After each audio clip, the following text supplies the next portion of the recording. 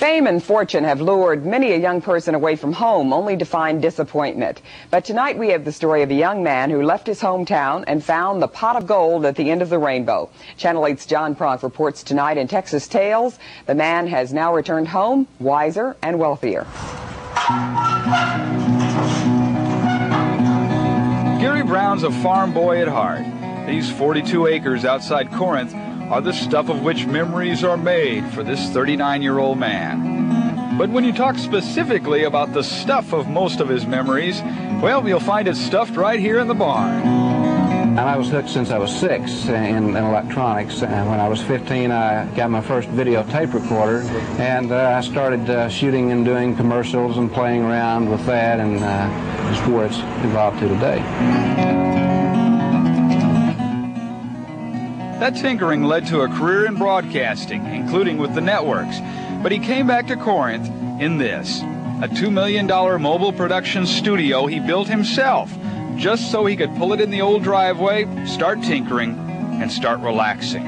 I've worked for CBS and I've been in this business many years, but I am much more relaxed here than I would be anywhere else. It's a place that I'm familiar with. I feel comfortable here.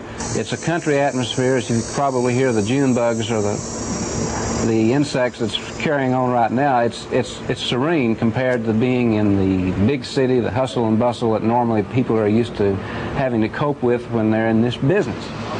Now Gary operates a New York-style production house outside his boyhood home, and his demeanor has been transformed from high-pressure Madison Avenue to low-key Main Street Corinth.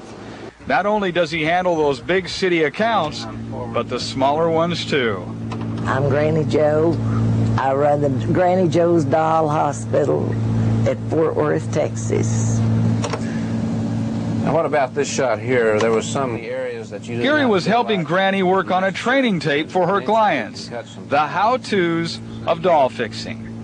That's where the washers go in the neck so that the head won't slip off. Gary's 16-year-old son Mike composes music and jingles for their clients, and good friend Lynn Brooks is engineer. Gary mostly produces and directs commercials and industrial tapes of all kinds here. You have to just have it right down to the second.